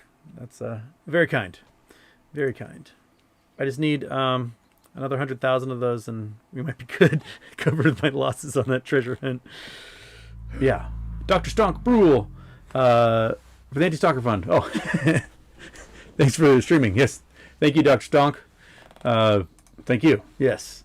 And keep your eye for that stalker man in the comments. He always likes to show up, especially when I announce ahead of time if I'm going live. I mean, I get tagged and stuff on Reddit all the time where I'm being called a fudster or a shill, and my stalkers made an entire subreddit devoted to me. People. Oh, all right. Well, Luke and sue me. If you've ever read anything from my stalker, I get sued, man. I don't give a shit. Something tells me you care now, big guy. Derek P. Yeah, my stalker's everywhere. He's like omnipresent, man. He spends all day every day just thinking about me and probably beating off in his van. So people sue for stuff all the time. I get sued. my stalker likes to point that out. But you know what? Most of the time those lawsuits just fade away into nothing. And sometimes they don't fade away into nothing. And sometimes not only do they not fade away, but they multiply, one right after another after another. And a few years ago, I made a website for the community that it put men in my community who had gotten away with horrible abuse and sexual assaults, rapes of women and children in my community. And I was like, these guys have done this stuff. This is his name, his picture, where he lives, his face. And I backed it all up with witness testimony, police evidence, restraining orders, court documents. And two of the guys ended up going to federal prison. Which had nothing to do with Houston Wade, who was simply sharing links to national news stories about those individuals. One just kind of disappeared. Yeah, no one knows where he went. His wife finally came forward and was ready to charge him with abuse, and he just vanished. And then two of the guys decided to sue me for millions of dollars for defamation. Both cases have since been dismissed. Houston, I can give you 503,000 reasons you're wrong. And the stalker likes to post over and over and over again about how I lost a $5 million lawsuit and I'm a liar. And when in actuality, the FBI began investigating the guy who was suing me for child trafficking, and he stopped responding to all the court documents, and the case got dismissed. So, he might be another guy going to federal prison. The judge's ruling an injunction against Houston Wade shows that this lie is false. And Houston Wade can be assured he will be prosecuted and possibly jailed if he keeps uttering it. All right. That'll be for my stalker to post later. Okay. Oh, it's Cola Caps? Is that Rick Reinierson again trying to stalk me and talk about me getting sued? Whatever, Rick. Okay. That's my stalker.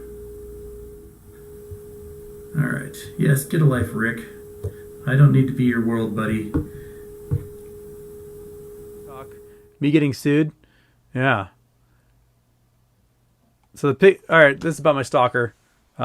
This question. So this is Convo Trek Conversation on the Road. Can anybody tell me if you covered all the stuff about him getting sued for lying and all that stuff about him being said on the Pick Battles Twitter page?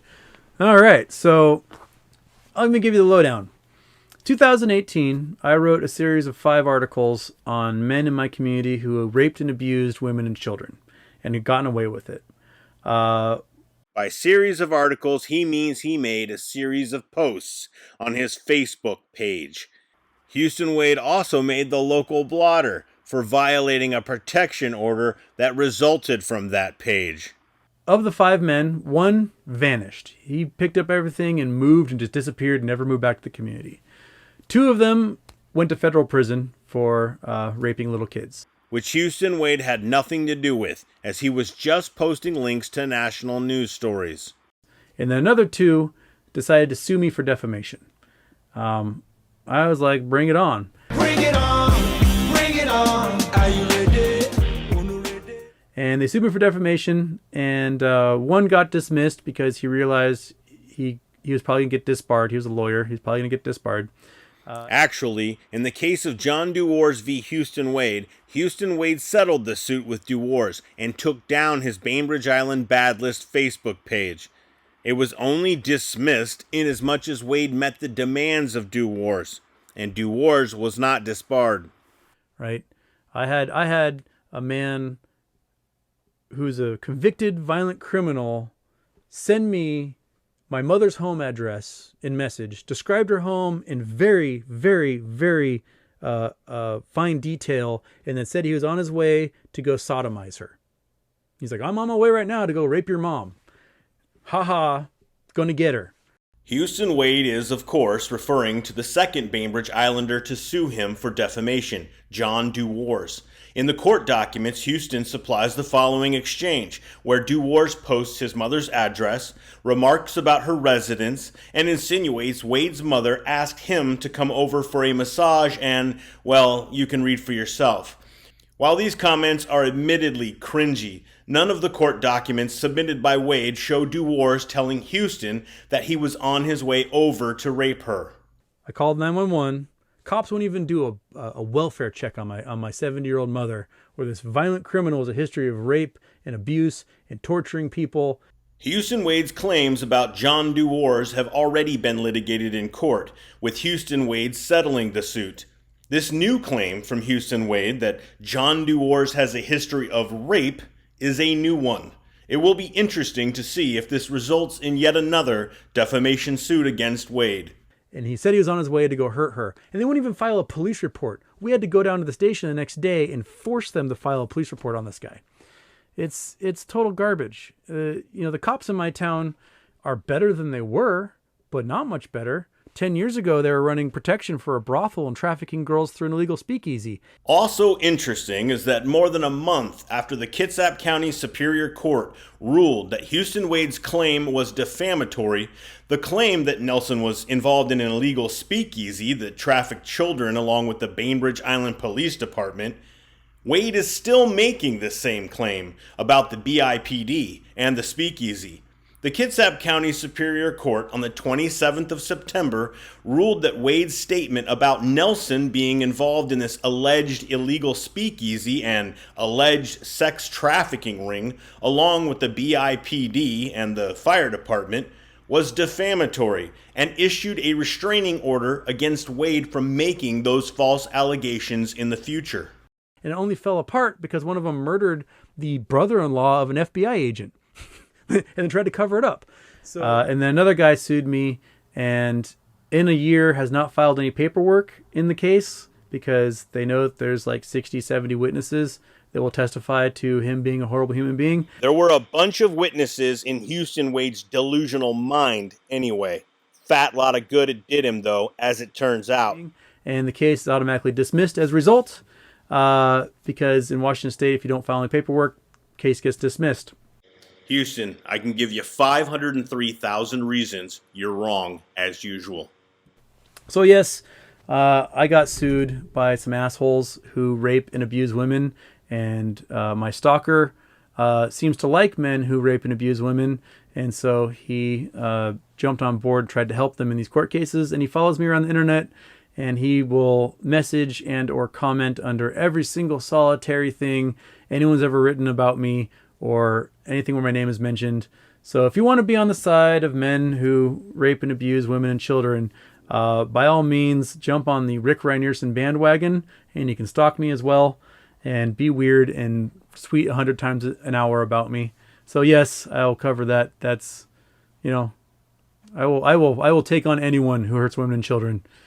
And by anyone who hurts women, Houston Wade does not mean his close friend in real life on Bainbridge Island and former roommate, and his digital Antifa comrade, Tress Cozine, who beat his girlfriend with a metal bat and sent her to the emergency room after she disengaged from an argument and went to bed. Cozine followed her into the bedroom and began beating her with a metal bat. She went to the hospital. Tress went to prison. Still, Tress and Houston Wade are tight as ticks as they and their fascist Antifa group on Bainbridge Island seek to defame and intimidate others into remaining silent about their misdeeds. Houston Wade and Cozine frequent the same local Antifa Facebook page, along with several other small pages dedicated to defaming and threatening your humble correspondent.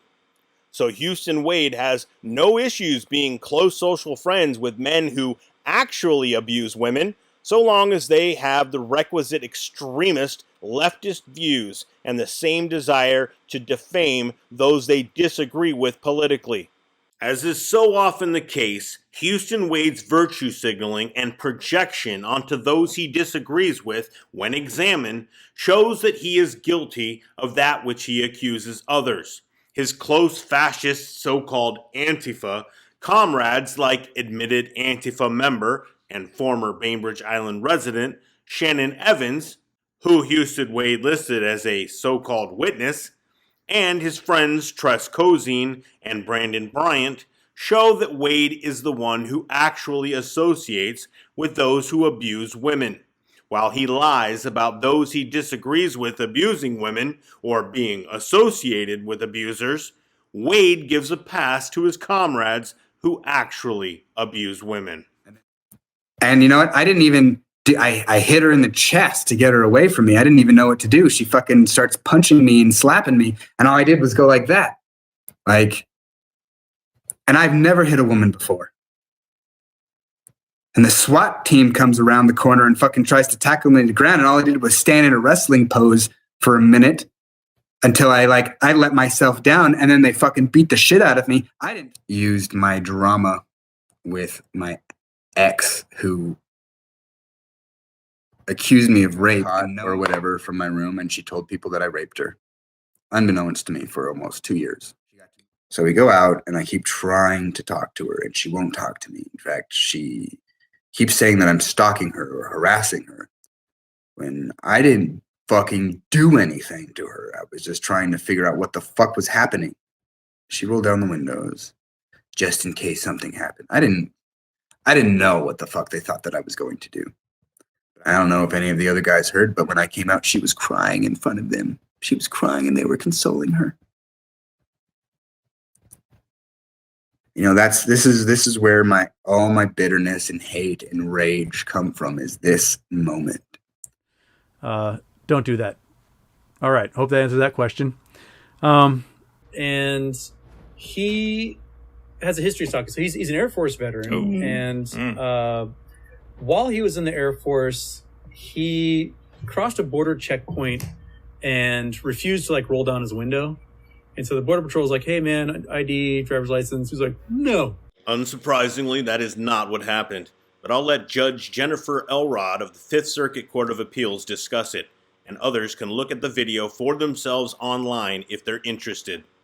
You think that I'm not an American citizen, is what you're telling me. Well, define what that means. You have a military ID. That doesn't mean anything.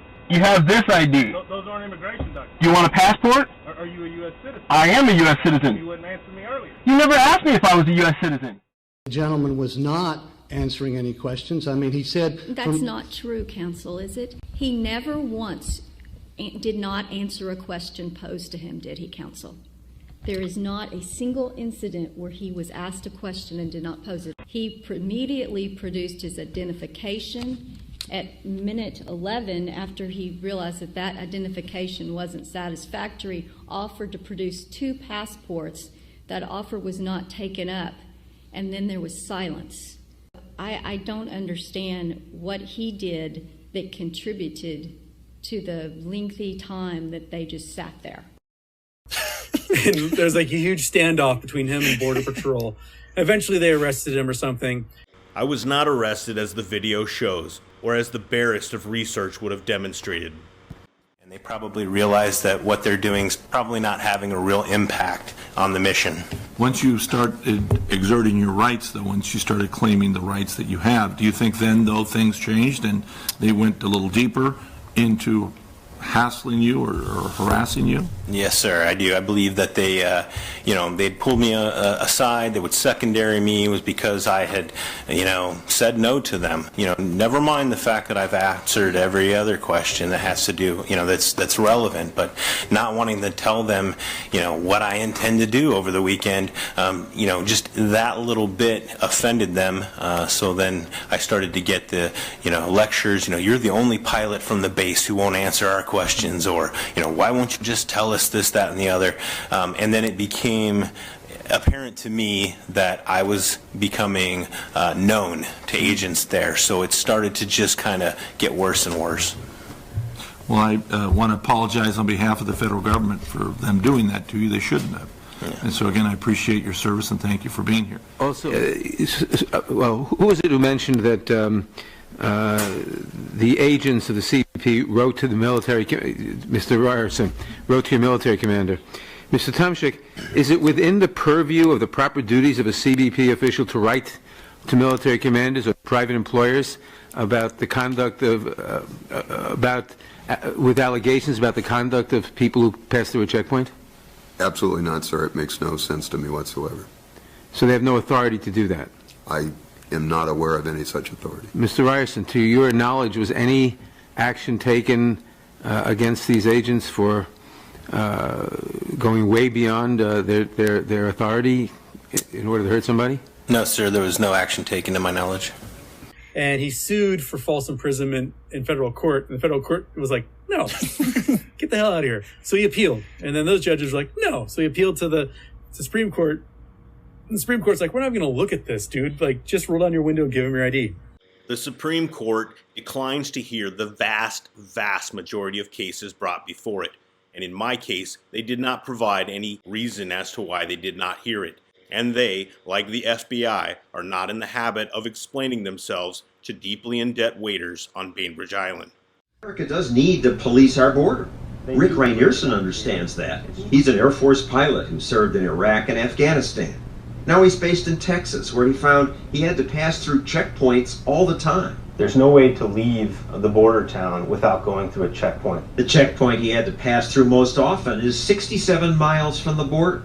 I started to feel like I was asking permission to leave that town. I'm just traveling in the United States. I haven't crossed any borders, and I didn't really like that feeling. So he installed cameras in his car. Because I wanted to be able to prove the truth of events. I've asked them if I'm free to go. I've asked them if they're detaining me. They won't answer any questions. Here he's on the phone with a lawyer. They're now standing around without telling me anything. So if it was your job to be a border guard and somebody wouldn't answer questions, wouldn't you want to detain them? Well, you might want to, but unless you have reasonable suspicion for a crime... I'm suspicious because he won't answer questions. Lack of cooperation cannot be used as a basis for reasonable suspicion. This is a person who's having to stop in the middle of a road, who's done nothing wrong, and finds himself surrounded by armed government agents with dogs. The Border Patrol would not respond to our questions about this. So Congressman Peter King defended the agency. I think of Border Patrol as Border Patrol. These are inland. Isn't there something un-American about 100 miles from the border, American citizens having to prove we're Americans just to drive to work or the grocery store? We live in a very upsetting world. You always have to balance the equities. Americans have the right to be free in their own country, to drive within their own country. Real freedom lies in the thin space that separates an American citizen from an armed member of their government. That thin line keeps getting thinner. So he started stalking the Border Patrol guys and the federal judges who ruled against him. No surprise, these claims from Houston Wade are false. And that's, I mean, he may have been a stalker man before that, but that's his initiation into stalking. And he in his mind, we call him Constitution Jesus, because in his mind he feels like he's like the free speech savior of America. Oh, no. Are you describing my entire family? It's only like his speech that's free. Houston Wade claims my free speech activism is limited to my own speech, and he fails to mention that after his politician friend unsuccessfully dragged me into court and tried to silence my criticism, that another Bainbridge Islander dragged Houston into court and tried to silence his speech by equating it with cyberstalking and harassment. Not only does Houston fail to mention that, he also fails to mention that I filed an amicus brief in support of Houston Wade's First Amendment right to criticize others, and my argument carried the day for Houston Wade in court. How he started stalking me was several iterations of stalking later. So he claimed all these stories about how he was ordered to assassinate an American citizen and refused the order, and then Houston Wade has repeatedly made the false claim that I did not refuse to assassinate an American citizen. In this podcast, however, he attributes that claim to Brandon Bryant, which we'll discuss here in a moment. He also claims that I lost my security clearance as a result, which is a strange claim to make. At the same time, he denies my refusal of an order to assassinate an American. Regardless, I didn't lose my security clearances. Rather, they were suspended pending an investigation after I refused the unlawful order. What Wade fails to mention is the Air Force found for me during the investigation and highlighted that I am, quote, fully aware of the U.S. Constitution, unquote, and noted how I object to the violation of my rights or the rights of other American citizens. And with that finding, the Air Force denied the request to revoke my security clearances. They were unsuspended. My tendered resignation was not accepted, and I went on to use my top secret and other clearances in an assignment in Korea before being rewarded with a plum flying assignment, flying the T-6 on the beaches of Florida for 3 years before I retired. We didn't know it at the time, but Cannon would actually lead to the most significant achievement of Rhino's career, which was, somewhat ironically, documented in a letter of reprimand. This is a long story, but it's an important one. And although I know that many of you know parts of it, no summation of Rhino's career would be complete without it. So I will relay it to you now. In the spring of 2011, Rhino went into work. And when he heard what the mission was, he concluded that it violated the Fifth Amendment. The Fifth Amendment provides no person shall be deprived of life, liberty, or property without due process of law. No person. He informed leadership of his objection. He was switched to another mission. And for several months thereafter, he continued to fly other missions. He was just scheduled on other missions. The Jonas brothers are here. They're out there somewhere. Sasha and Malia are huge fans, but boys don't get any ideas. I have 2 words for you: predator drones. You will never see it coming.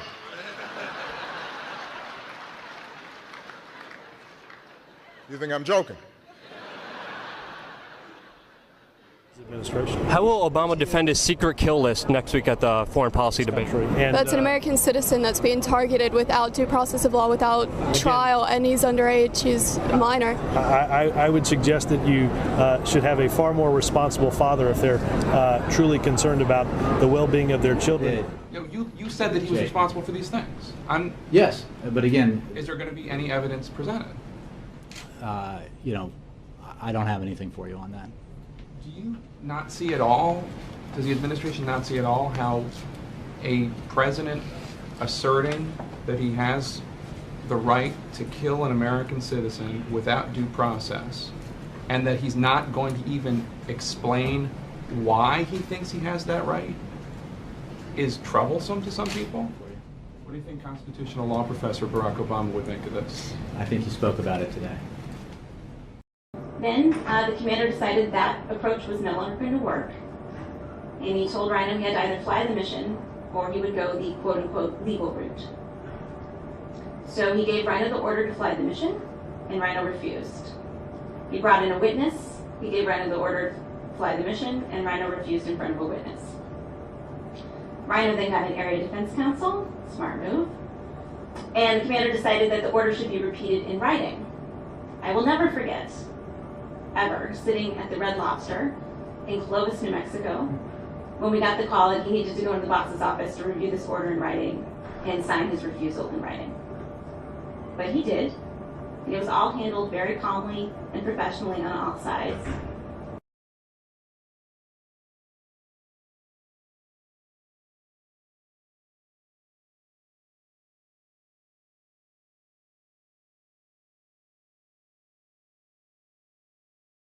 Damage.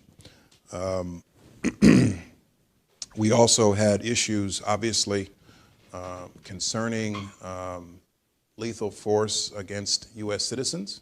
Now, addressing any one of these challenges is a tall order. Addressing all of them at once is a monumental task. But that's what the dedicated men and women of the Department of Homeland Security do every day. And today I'm proud to announce my choice to lead them. An outstanding public servant who I've known and trusted for years, Mr. Jay Johnson. But I personally was terrified. I thought for sure we were headed to a court-martial. I did not know where this was going to end up. After a few months of waiting on pins and needles, well, it felt like a few months, it may have been a few weeks. However, the command decided to issue Rhino a letter of reprimand. That was both good and bad. On the upside, an LOR, Rhino had so many we named our ferret Lors, spelled L-O-R-S. On the downside, an LOR did not resolve anything.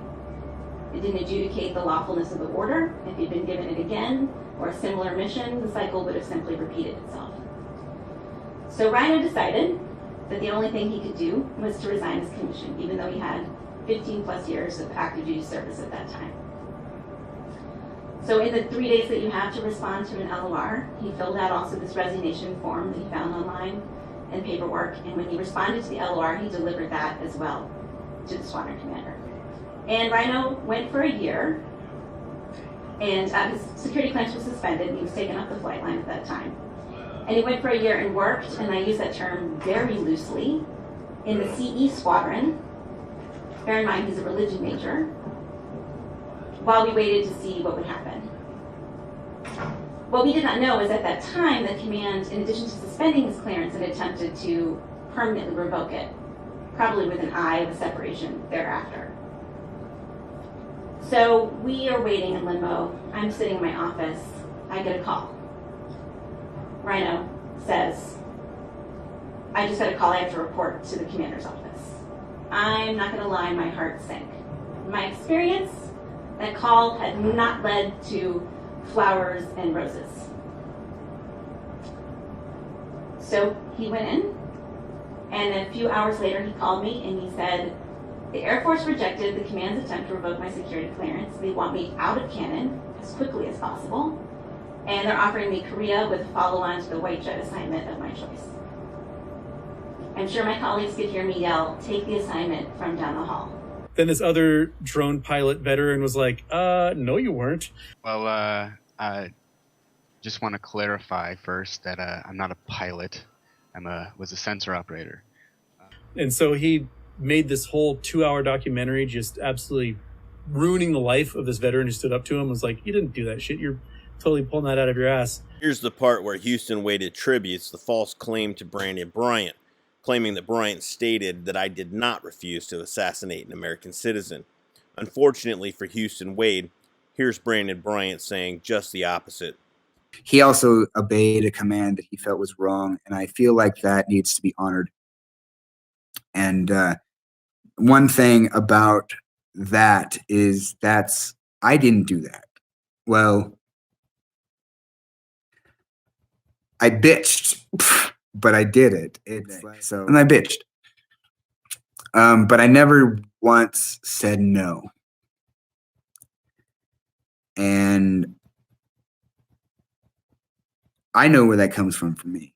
And I have to say that I admire Rick Rainerson for that. And so he's been ruining this guy's life. And the guy's like in an institution now as a result of this 2-hour documentary being made that just completely defamed him. The claim that I defamed Bryant is false, and people can watch my documentary for themselves. His dad was like a colonel in the Air Force, so that's why he got in. Houston Wade's claim that my father was a colonel and that's why I got into the military is false. My father was not a colonel and he wasn't an officer. He was an E9 and is now a retired Chief Master Sergeant. And I got into the military because I attended a commissioning course, got a 4-year degree, and was qualified. The military is not some exclusive club. Went through pilot school, but wasn't good enough to become a fighter pilot, so they had him fly a C-130.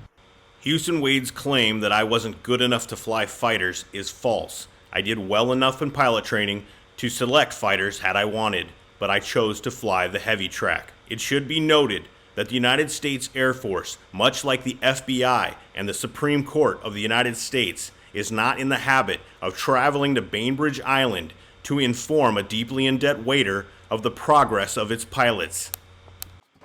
And he was co-pilot on C-130. And he claims he requested flight to become a flight trainer, but really got demoted to become a flight trainer. Houston Wade's claim that I was demoted to instructor pilot shows that he has no idea of the subject matter. It is not a demotion to become an instructor pilot, and it was not in my case. And then he was giving these weird homework assignments to his trainees that were like, I want you to go read the Constitution and write a 10-page paper on the First Amendment. This sounds like Killzone. And the Air Force was like, that's not your job. Your job is to make sure this guy knows how to fly a plane, not write papers to soothe your own weird, Constitution hard-on. These claims from Houston Wade, unsurprisingly, are false. And so he got demoted from flight training to drone pilot. Likewise, Wade's claim that I got sent to fly drones as some kind of punishment is false. I volunteered for the assignment. And here is audio from my personal stash of my squadron commander at the time congratulating me on getting that assignment after I was requested by Air Force Special Operations Command. Hey, Ryan. Hey, I got a notification. I just got back today. You got matched. So you're going to go to Canada.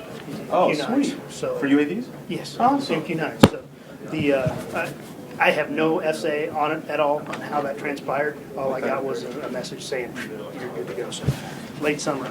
Awesome. So, late summer. Yeah, I don't know. So maybe does that mean like leaving? But if you're does that mean being there in late summer? Yeah. So you're doing now. It's reporting no later than late summer. So that's what I was notified. But again, it was a phone call. So I would expect something to hit fairly quickly. There you go. Well, actually, again, the note said I wrote down AFSOC because they're the ones that made that request. Good. There you go. Thank you. Yeah, well done. I'll when I hear something, I'll just upload it to you. Thanks, sir. By this time, we had moved on to Cannon.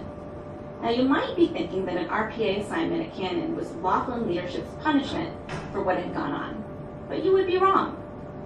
Rhino actually volunteered for Cannon. He volunteered for RPA because he sees that as the future of the Air Force, and he wanted to put his money where his mouth is and help the mission and not just participate in the fun flying club. And ironically, because he wanted to do it, Laughlin leadership actually tried to turn it off. And they offered us Davis-Monthan. Gee, who wouldn't want Tucson over Clovis, New Mexico, am I right? But because of the mission, Clovis it was, and so Clovis we went. Then he got demoted from drone pilot to co-drone pilot. I'm sure that drone co-pilot is a position of great importance when Houston Wade plays Call of Duty, but it does not exist in the real world. I'll let Houston's friend Brandon Bryant explain that to him. You're basically saying that drone operators are not pilots, am I correct? No, there is a pilot, but there's two people that fly these things, and one is a pilot and one is not, and I was the not. So what does the not do exactly? Then he got demoted from drone pilot to having no security clearance, flying a desk and being followed around by MPs. And that's kind of where he got left off with the Air Force. These claims from Houston Wade, again, are false. And the way my career actually ended was with a great assignment flying the T-6 on the beaches of Florida for 3 years before I retired. He won't, like, when he was being a pain in the ass to me a couple years ago, I was like, hey, Washington State is a mutual combat state. Let's just kick each other's ass. And Is that real? Got in his van and never came back. Yeah. This delusional claim from the delusional Houston Wade is false. We've only been in the presence of each other one time, and Houston Wade's demeanor was nothing like he tries to pretend. Like if you both agree to fight, Doing the do whatever the hell you fucking want 10 to each other. paces, turn and shoot. Yeah, just beat the shit out of each other. And I was like, I'm twice your size. I'm gonna beat the shit out of your roly-poly ass. I demand a trial by combat. And he got in his van and just disappeared. He has not been back to the island in 4 years. This claim from Houston Wade is false. And not only do I return to Bainbridge Island, I also film it on occasion. As for Houston Wade followers, I implore you to consider what you are funding and supporting with your clicks and your donations and your time. You should also take note of those who platform Houston Wade while knowing that he is a brazen liar. While market analysis and investing, like other important decision-making in life, requires quality information delivered quickly to make the best decisions, these personalities, just like Houston Wade, provide poor information and speculation from sources with no credibility in their quest for your clicks, your donations, and your wasted time. These people, like those in the mainstream media, are not interested in giving you useful information. They're only interested in profiting off your inability to do due diligence by telling you what they think you want to hear. They are not serious people, nor are you if you waste hours watching their garbage. People who get into finance are not necessarily the most honest people. What are your post-MOAS philanthropy projects that you're interested in? Probably related to political action. For decades, it has been seen as unacademic or hyperbolic to draw a connection between people or organizations today and the tyranny of the Third Reich. Godwin's law made such comparisons result in instant loss of credibility. Further, today, people like Houston Wade destroy the comparison by calling anybody and everybody a Nazi and a racist. But there are people and organizations today who actually share the traits of the Third Reich. A desire to control people, a desire to censor people, a willingness to use violence and force against people, and the tactical and purposeful use of lies to demonize their enemies. I guarantee you, Houston Wade and his comrades, like politician Clarence Moriwaki, are straight out of the black and white history books. They are the real deal. Consider what you are supporting with your time and your money. You guys that became members while that was going on, thank you so much. Not a budding bromance. You guys have a wonderful night. I'll see you tomorrow. For those of rational mind, I ask you to make good use of the internet. The internet is a communication device. The ape movement is a movement centered around communication. Please share this information with those who may fall victim to the false information spread by Houston Wade and his handlers. Doing so may prevent those people from making a poor decision that could negatively affect them. To this end, I have a list of Houston Wade followers on Twitter posted in the Houston Wade Lies subreddit. And those Twitter users, though they have blocked me at Houston Wade's command, might well benefit from you providing them the information in this video for their consideration. Oh, I bet Convo Trek Conversation is my stalker under a different name. So what we're going to do is we are going to, how do I report that guy? Unwanted content. Bye-bye. Okay. Convo Tracker is my stalker. So if you see Convo Tracker, Convo Trek Conversation on the road, that's Rick Reinerson being complete fucking tool. Rick, you're a stalker. Eat shit. Thanks, Houston. I tell you what, how about I litigate shit instead? Oh, I know. You get sued and you don't care. You're telling me to bring it on. See you in court soon, buddy. Wait this way. It's been a very expensive decision of mine to create a website called the Bainbridge Island Bad List.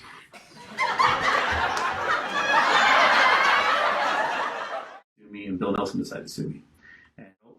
And that court case will be going on for a while. Several other women have come forward now. Have you ever had any contact with him personally?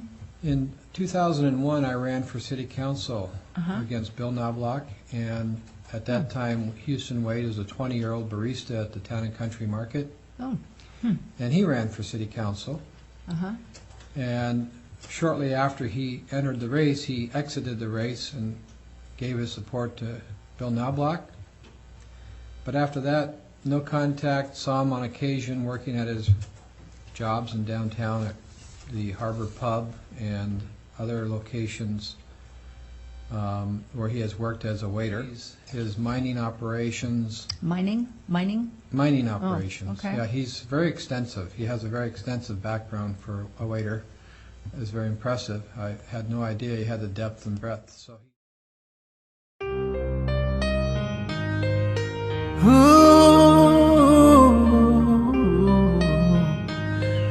bring it on, bring it on. You, bring it on.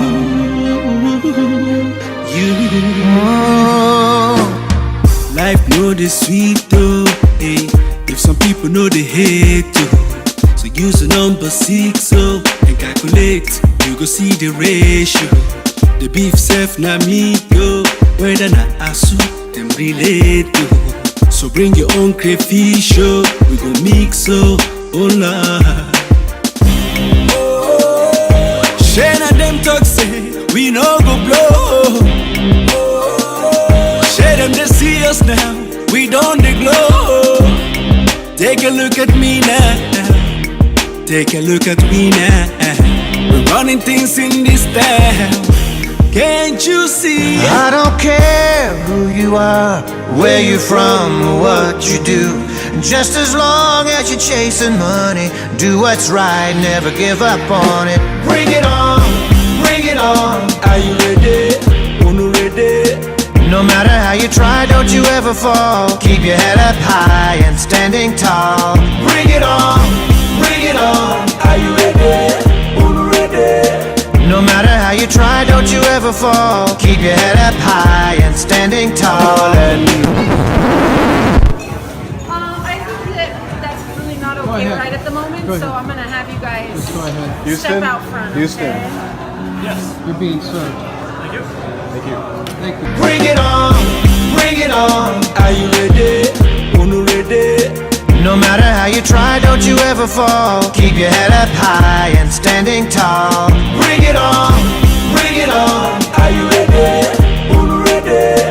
No matter how you try, don't you ever fall. Keep your head up high and standing tall. And rising, rising, rising. Keep it high, rising, rising. Bring it on. This life is not easy. So much hustling and puzzling. Everyone is struggling. So make you know they believe it. Since everyone is chasing, you're never gonna make it. Never say no, never give up. Keep your head up, standing tall.